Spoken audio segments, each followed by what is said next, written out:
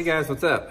Welcome back here to today's edition of Intuitive Angling, and really appreciate you guys spending some time with me and checking out today's video. Just always appreciate that, and never want you to know that I never take that for granted. Just want you guys to know that I appreciate that. Guys, today I'm going to show you all a swim bait that you need to try. We have never talked about this particular swim bait on the channel before, and what happened is about 3 weeks ago, a buddy of mine started texting me pictures about all these fish he was catching on this swim bait. And I started using it the last 2 weeks down at Table Rock Lake, and I've been catching them on it. And I'm just going to show you what it is and how I rig it and how I set it up and the situations I fish it in today's video. Also, guys, just wanted to give you guys a quick invitation out there. Anyone interested in becoming a channel member of Intuitive Angling, that's a really good way to support the channel and give back. Channel members get extra videos every week that aren't seen by the public and some access to my personal email address. And all you have to do is go to my YouTube homepage, click on the join button for information. And there's also information about my Patreon program too, so much appreciated there. Okay guys, I'm going to show you what this is. Here's the deal list. I'm going to show you the bait, then I'm going to show you how I modify it and rig it up. It's the 4-inch, not the 3-inch you've heard me talk about a lot on the channel. The 4-inch Megabass hazedong shad here. Now, I've used these on and off over the years, but to tell you guys the truth, I didn't use this particular size enough to get a good feel for it.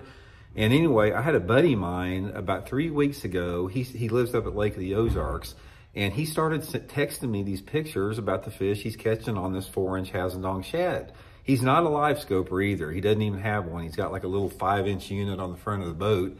But he's been taking this thing and putting it on like a 1/4 ounce, 3/16 ounce jig head and just going down the bank with it. Just fishing it like you would on the same places you'd fish a crankbait, down rocky banks, on points, that type of stuff. Fishing it shallow, just throwing it up on the bank and just start reeling it in like that.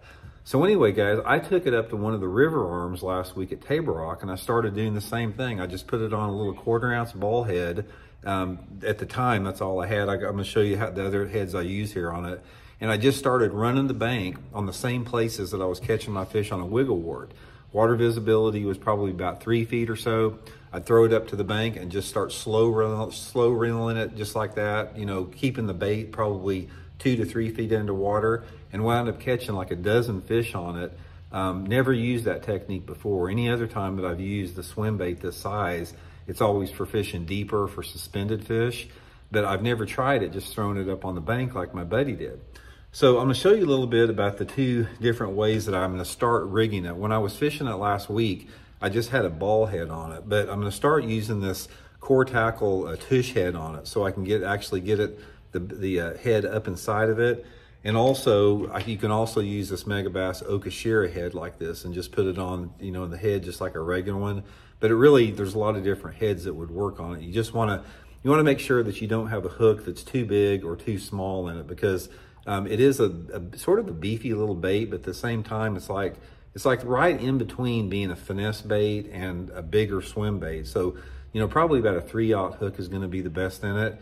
And the way that I was fishing it, I was using it on that 6'11" Megabass jerkbait special rod with 10-pound test Seaguar and Vizex line. You could probably get by with a spinning rod on it if you had like an 1/8 ounce head. But one of the reasons I've been using the bait caster is there is quite a bit of plastic on this, so it gives me a little bit more power. Now here's one of the things that I've been doing to it that makes a big difference, I think. I'm going to show you the little modification I do to it and show you the before and after. This actually, you guys have seen me make this modification. This actually, my buddy Aaron Martin showed me this years ago, and I do it on a lot of my swim baits. But anytime you have a swim bait with like a 2-tone on there, get you a chartreuse marking pen and start marking right down along that break in the middle of it there. I'm gonna show you what it looks like. And then put just a little puff on the tail, not very much.